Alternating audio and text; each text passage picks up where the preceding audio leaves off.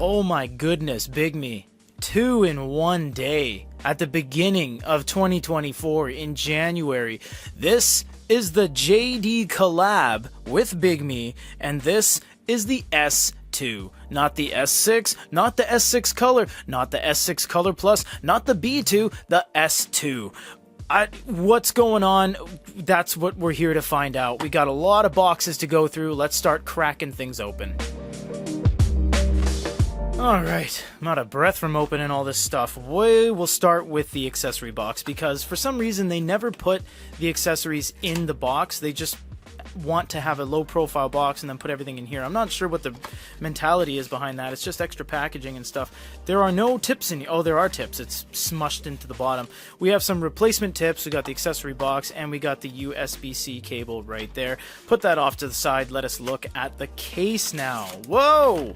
Oh, nice. Look at that. We got a tan case with a little magnet snap and a Bigme logo on the front. That's really cool. Now for the unit itself. They are saying that this is supposed to be more for study and less for office. So if you saw our coverage on the B2, which you'll see on the end roll of this video, this one is going to have AI apps, it's going to have voice to text, all that fun stuff.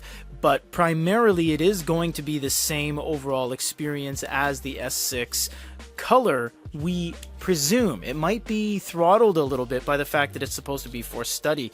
And look at that, you don't get the Bigme pen, you get the one that iFlyTech uses basically for the iFlyTech AI Note. So they are not going with the traditional Bigme pen, but it is a new pen overall, I guess, newer.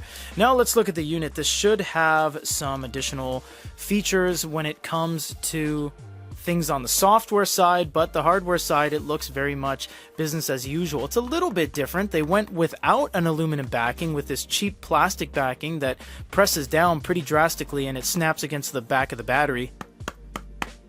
That's very cheap backing. And we have an aluminum body, which is a nice touch, and pins on that side and pins on this side. You also have USB down there with dual microphones, and you have an SD card right there with a speaker and fingerprint unlock on the side. So that's really cool. And then you just get some documentation here and some warranty information. Let's do a first time boot up and see how different the operating system is from the traditional S6 Color. As suspected, it is more like the B2, which was for educational purposes rather than leisure, rather than Google Play, etc. So you have a lot of AI-driven things here. You have AI, you have a robot, you have ways to change your text and OCR and stuff like that. But what I'm interested to see is if it does have English on here as a language option, because it kind of has to for it to be viable for us. As it stands, I can read a little bit of that, but it doesn't look like there is any English options so far. We're going to have to go and do a full update and contact Bigme and see what the deal is with this thing, how it differs from the S6, the S6 Color, S6 Color Plus, etc.